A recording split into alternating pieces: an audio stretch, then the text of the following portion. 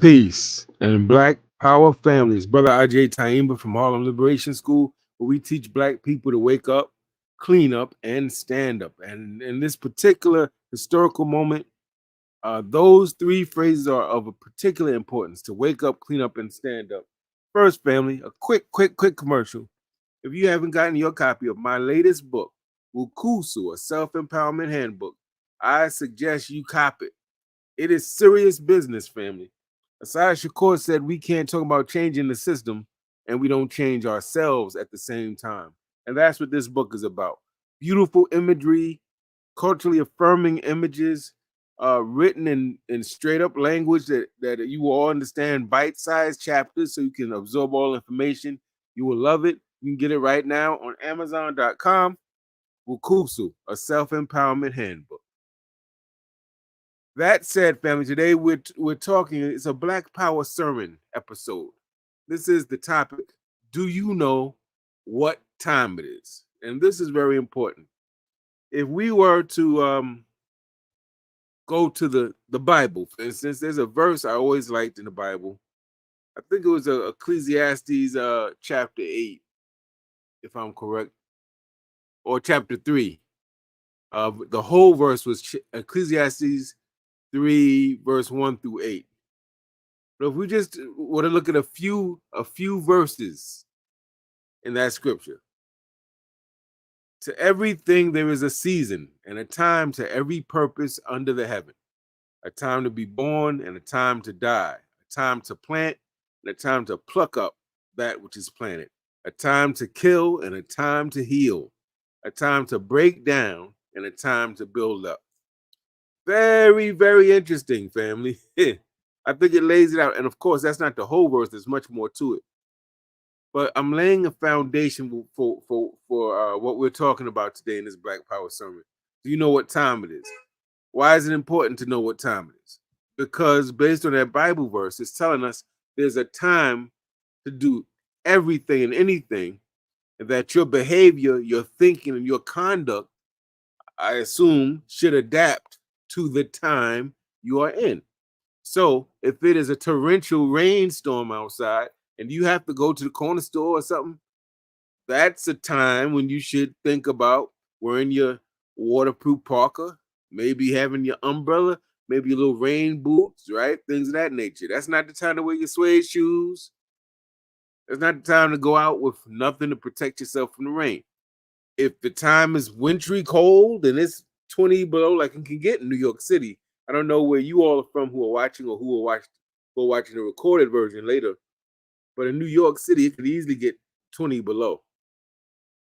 And during that particular time, that's when you'd wear your puffer jackets, your down coats, right? Your long coats that are insulated. That's not when you're going to wear your spring jacket, right? And you're going to make sure they have a hood, and you're going to make sure you got a hat and scarf and boots. So we adapt if we're intelligent and wise. We don't stay one way all the time. We have to adapt according to the time that we are in. And by time, we don't mean literally time on the clock time. We mean the political, the economic, the social climate that you live in. You adapt, you adjust. And if you don't adapt or adjust, you become like our friend the dinosaur, extinct, possibly, right? Now, just to give an example of, so you can see this from a national point of view. During World War II is a very good example. I'll never forget this in history class in high school. And of course, I've had to teach it as a social studies teacher myself, right? During World War II, America had to adopt and adjust crazy because Franklin Delano Roosevelt was taking a position of neutrality. He said, we're not getting involved in the war, right? But when the Japanese bombed Pearl Harbor and killed almost 3,000 military men and destroyed all those what do you call those huge ships and the airplanes, all of a sudden, America was forced into war, the United States of America. And because now they went from a position of we're not involved to all of a sudden they are definitely involved, they got to strike back because somebody struck the United States in the sneak attack, America is suddenly thrust into a war. They had to change some things. So one of the things the US government did to prepare itself to engage in war, right, was they had to ration things. They had to now, because why? They had to get all these soldiers, millions of soldiers ready to fight. And those soldiers need food, clothing, right, and weapons. So that means the government here had to now say to the regular US citizens, we have to limit your supply of certain foods. We have to limit your supply of gasoline. We have to limit your supply of certain type of clothing, right? Because we have to stretch, make those supplies stretch, because now we have to take care of millions of people that are going to be away fighting war, right? So that means that they were rationed. The government didn't just say, oh yeah, buy as usual, sell clothes, buy clothes as usual. No, the government had to adapt, right?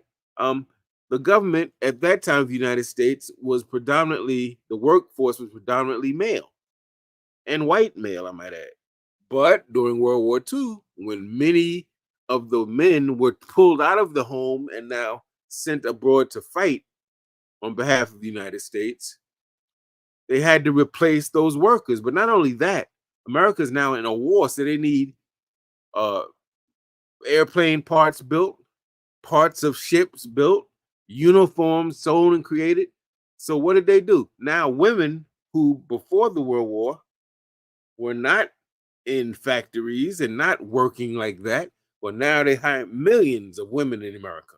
And you know what? Some black women too, believe it or not, were hired now as factory workers to make those uniforms, to make those blankets, to put together those tank parts and automobile and airplane parts and things of this nature.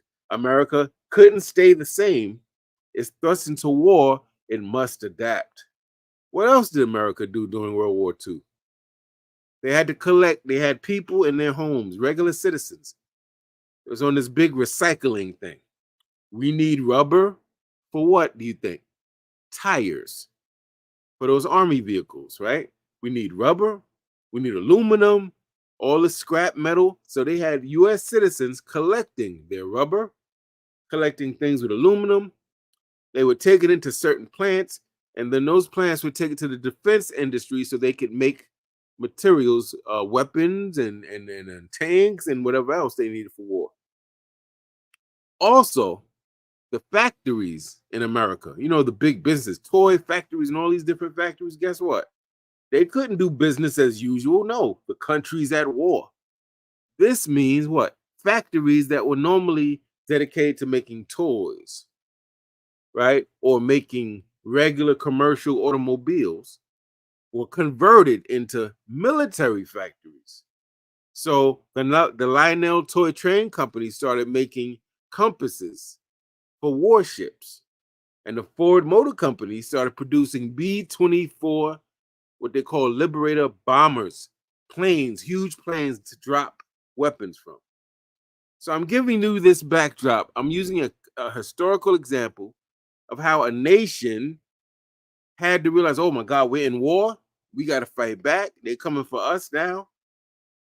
We can't do business as usual. We have to change. We have to adjust. We have to adapt to the time we are in. We're no longer in a peacetime. We are now in a wartime. We must adapt accordingly. Now, having laid that groundwork, the question becomes for us, Black people, new Africans, particularly those of us here in the United States, what time is it now? What political and economic time are we living in, or possibly about to be living in? And once we can answer that intelligently, we can kind of start thinking about how we should adapt and adjust and respond to the time we are in. We are in a time where you have an organization called the Heritage Foundation, which is a white, ultra conservative think tank. They specialize in coming up with legislation ideas, policy proposals, and then trying to get legislatures and particular politicians to adopt their policies. The policies are all conservative. obviously, trickle down economic type policies, policies that ban abortion for women, policy, these type of policies that cut taxes uh, for rich people and increase the tax burden for the working class and the middle class. Conservative policies, family, right? So they've written. I know you've heard by now. I've had a whole Harlem Liberation School had a whole teaching on it. I'm part of a brotherhood. Yesterday, we had a whole 2.5 hour event talking about Project 2025 and what we must do as a people to organize, right? But if you haven't heard about it, you can go online. You can learn all you want to learn about it. You can read the 920 something page book. It's free. It's online. If you look up Heritage Foundation Project 2025, you can go right to their website. You can go right to a link and look at the whole thing yourself. But this Project 2025 is talking about policy proposals that would take away the Department of Education, fire hundreds of thousands of city workers, potentially a lot of black and brown ones from their government jobs, make government jobs based on loyalty to the Republican Party and not loyalty, not based on a civil service exam, your actual merit and skills and knowledge. Because they're presuming that a Republican president would get in, and that would be Donald Trump. They're talking about making it almost impossible for you to be able to sue educational institution, a banking institution, your workplace for racial discrimination or sex discrimination, right? They're making it so that it'll be very difficult for you if you need food, like food stamps, if you need medical care, medical insurance, making it very difficult for you to get it and making it difficult if you already have it to keep it. They're talking about taking the power of all three branches of government and putting all of that power in one place, the executive branch, which means the president would have all the power, right? They're talking about taking away the legislative protections they have in place right now so that big pharmaceutical companies can't charge whatever they want for their prescription drugs, to make it so that poor people, working people, can afford the life-saving medications they need. Right now, we have certain protections like that in place, but they're talking about stripping that away. So family, what we're talking about is they want to create a climate which is fascist, and fascism is basically a mass political movement characterized by all the power being vested in one person.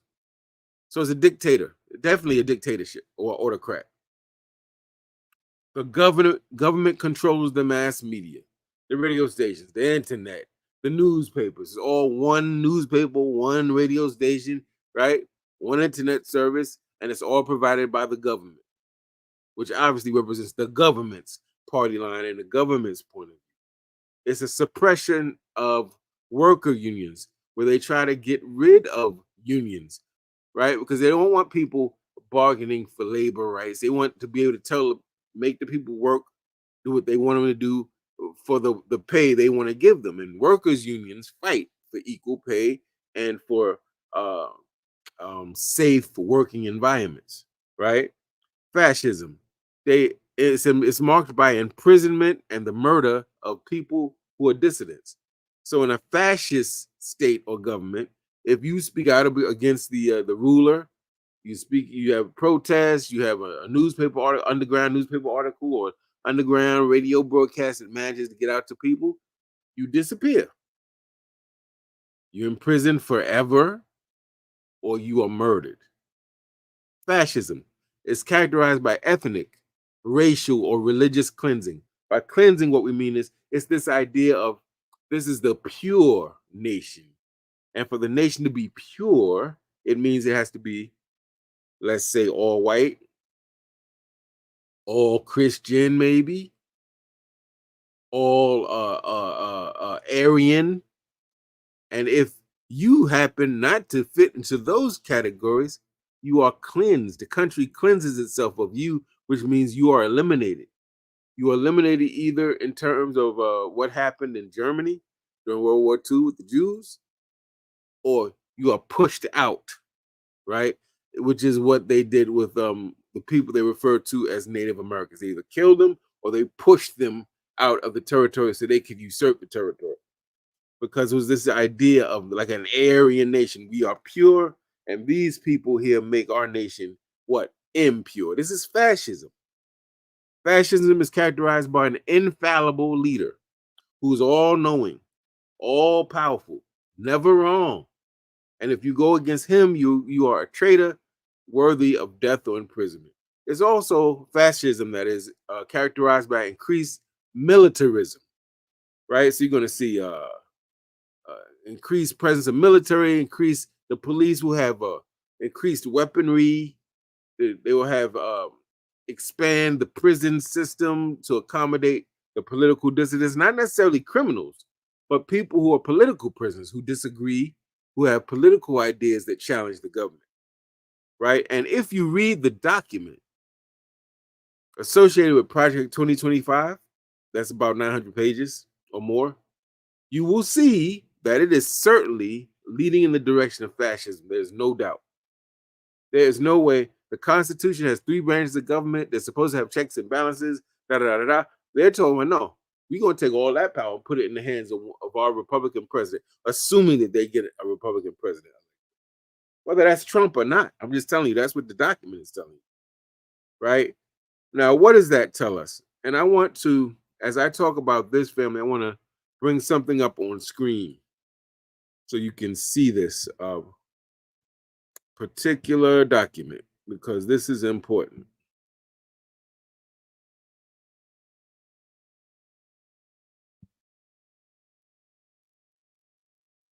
Make sure you see this. Now, I say all that to say, I said that we operate based on what time, what season we're in. We adapt to the political and economic climate. I gave you an example. I read from the Bible, right? There's a time for this and a time for that. The Bible even acknowledges that. A time to kill and a time to heal, a time to build, a time to destroy. The Bible even acknowledges that. Then we talked about how the United States adjusted the way its worker population, its use of factories, it rationed food and clothes and gasoline. It did all these things because they were now in wartime. They weren't in peacetime anymore. So they had to adapt and change some things up to prepare to enter the war. Then I told you, we looked at, well, what time is it here? And I told you what some white folk in this country are proposing for the president if the president is Republican, what they're trying to push and what that would look like for Black people, right? Okay, now, so what does this mean? What time are we in and what must we do? Think about this. This is telling us this is not business as usual, family. This is not, you go to church and they preach the same sermon. Jesus said this, and you got to make sure, we're going to take communion. It's not business as usual. In your church, the people in our churches should be talking to you, to the congregation, about Project 2025, about Donald Trump as a malignant narcissist and what that means when you're a malignant narcissist in leadership of an entire country, what that looks like, what this Republican playbook is calling for if there's a Republican president, and how that would negatively impact our people. Your church should be talking about it. Your synagogue should be talking about it. Your masjid or your mosque, your imam should be talking about it. You in the prison system, you got family members incarcerated. They should be talking about it. The Muslims in prison, the Black guerrilla family in prison, the 5% nation of gods and earths in prison, they need to be talking about this in the yard, in the library, while they're working, in the laundry, making products. That needs to be a subject of conversation. What does that mean to be incarcerated in a fascist state? For those coming out, what does that mean? How should they be activated and mobilized when they get out? Right? This means our schools, teachers. I've been a teacher for 30 years, family. One of the most noble and honorable professions in this world. It means we in the classroom, social studies teachers, we need to be talking about Project 2025. And it can be done academically. You can have sections of it, excerpts of it, and you can break it down and line it and raise questions and look at YouTube videos. You can explain it. You can do that as a lesson. We need to talk about, what does fascism mean?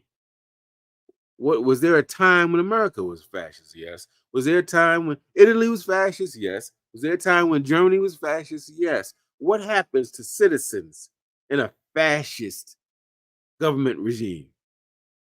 Right? You say, "Oh, I'm a AKA, I'm a Delta, I'm a okay, great. I'm a Kappa, I'm a Sigma, I'm a Q, great. You're in a black fraternity or sorority. You should be addressing this. You can address it as, this is who we should vote for. You could be doing voter registration, but certainly there needs to be, our black sororities and fraternities are very well organized. They do a good job of raising independent funds.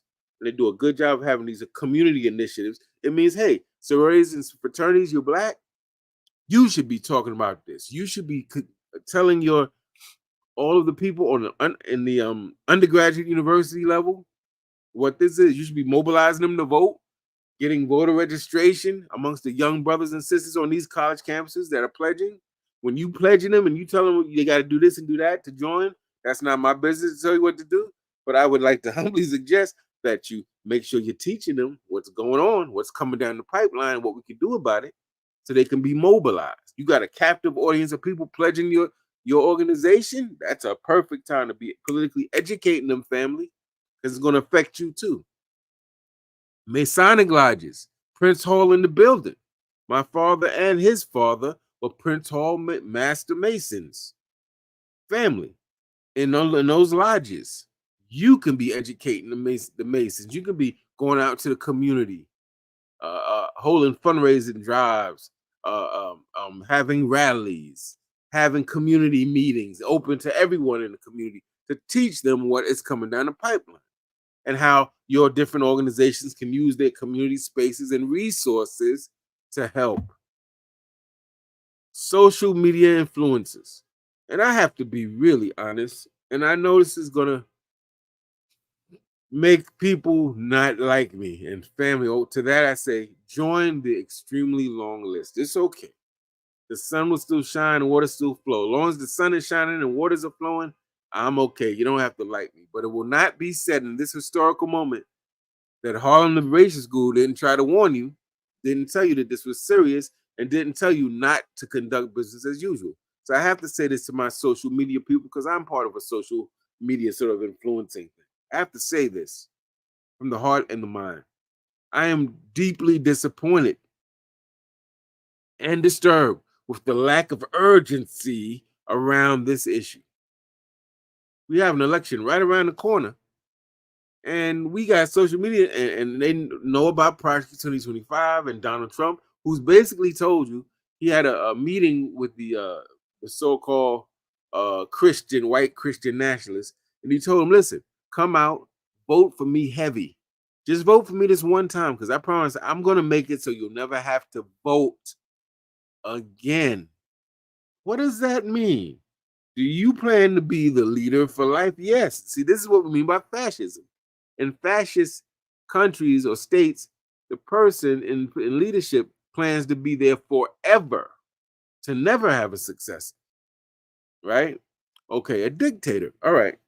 So this means social media influencers. I don't understand. People are having their regular talk shows and regular topics. Like, everything's cool. Like, nothing is going on that is a great threat to our people in this country. And I kind of don't understand that. I would really love to see our social media people, particularly those who say they're for Black liberation, and they're Black nationalists, or they're Pan-Africanists, or they're revolutionary nationalists, or they believe in socialism for the people.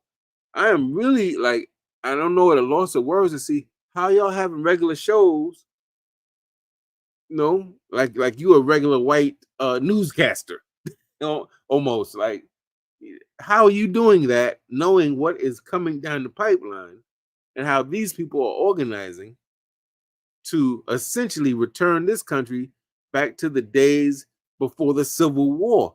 And please don't hit me with the, oh, the white man is gonna be the white man. And that's, listen, family, listen. We're not talking about your average everyday racism and politics we deal with now. We're talking about people are making a move to legally return this country to almost a Confederate sort of situation where people that look like me and you, of darker hue, so to speak, will be relegated. Do what you told, shut the F up. You can't protest, you have no rights, we respect. Huh? Women, you too. This man gonna tell you, these men gonna tell you how you should handle your bodies with respect to reproduction. Huh? And what a family should be in their point of view, in their mind. So the social media influencers, because we have such power in terms of reaching people in unorthodox ways. I can't tell you all these YouTube people I see, Instagram, Snapchat, TikTok, and all the millions of people together that we reach. And we got to be reaching them, family, with something of substance. We got to be speaking to the people in a language they understand. Hit them in their head and their heart. We have to develop coalitions. We got to get over this division and what we should call ourselves and where we really come from. We come from this planet. We come from Africa. Listen, family, that is not going to matter.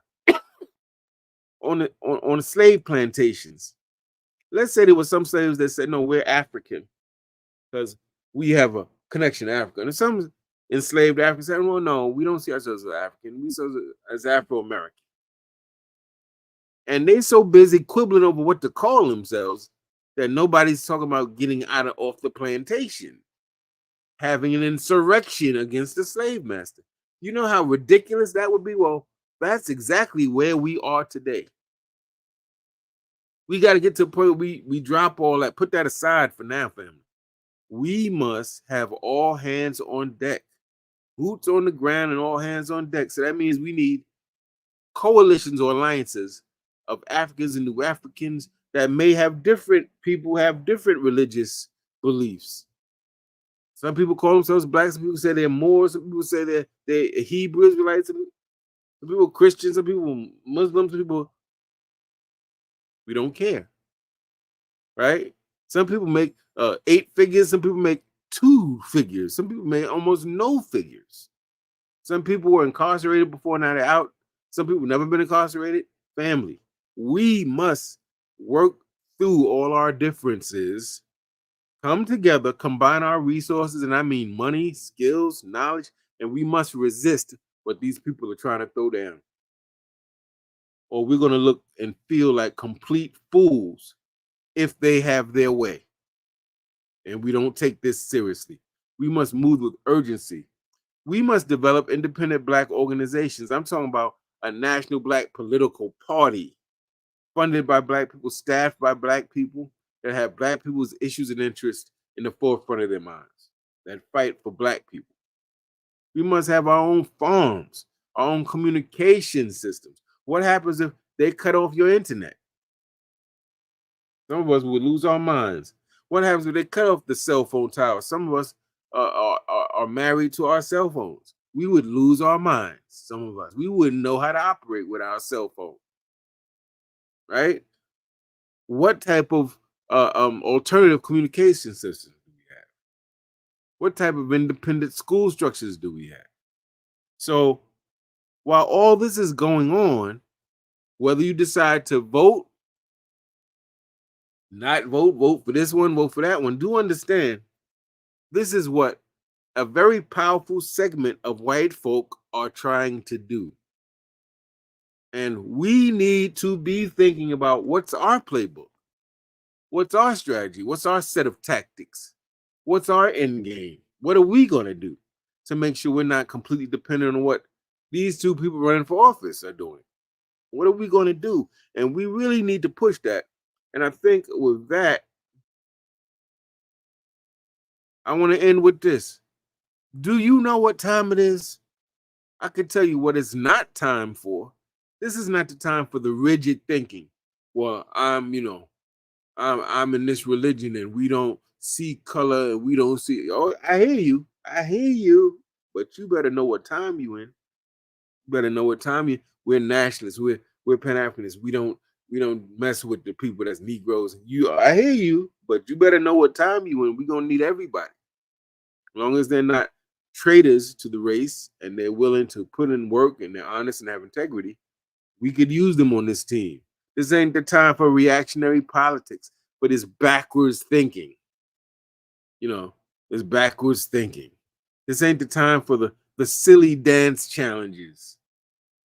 And the Megan, what's her name? Megan, the whatever her name is, and everybody's doing the dance. I hear you, but your ass gonna be dancing in prison or dancing in the cemetery or dancing on a work situation you not liking with no benefits and low wages. Huh? This ain't the time for a bunch of political rhetoric without action plans connected to it. Black Power was a very important call in the 60s during the Black Power movement, but it wasn't just rhetoric. You had organizations created that were feeding our people, creating alternative medical institutions for our people, creating alternative legal representation for our people, right? And creating a community policing for our people. So it wasn't just a bunch of rhetoric, Black Power, Black Power. That Black Power rhetoric was connected to Black Power action and institution building. This is not the time for business as usual. I just outlined. I'm talking to churches. I'm talking to black football teams, basketball teams in the hood. I'm talking to the drug dealers in the hood, all the number runners in the hood. Y'all should be talking about it too. This is affecting all of us. And there's no time. This is the time we close ranks. We do like America did in preparation for World War II. Oh, we may be at war. We got to move differently. So the places that normally did this may have to be used to do that. The people who normally didn't get along may have to start getting along. Remember, I said in World War II, women weren't doing a lot of working. Most women stayed at home in the 40s and 50s. But when all those men were drafted to the war, guess what? America got women and put them to work in factories. Some women worked for the first time. Some black women were working in the factories too, because they had to get over their sexism, because they needed uniforms made, they needed war part machinery and weapons parts built and all of these things. And they needed a labor class of people to do it, and most of the men were at war. So they recruited the women. We better learn that lesson. We have to stop over-intellectualizing, family. We got all the Marxist, Leninists, all the cute language, and be like Malcolm, make it plain. Speaking a language the people understand, use parables and references the people know, right? Speak in a tone that people can relate to, with characters and people and references and music that we can relate to. Help people understand the urgency of what time it is. Don't speak so over people's head that they falling asleep. You keep talking, they fell asleep. They in dream, never land dreaming about the day you stop talking. Keep it, make it plain for people like I'm trying to do. Or else, not to be an alarmist, because that's not the way I roll. But I've been reading up on this and doing a lot of research on this. This is real. And we have to act urgently, and we have to, I hope you consider some of the things I laid out, family, because it's that time. It's a serious time we're in. And I just hope we take it seriously and we move accordingly. With that said, thank you for listening. Peace and Black Power, family.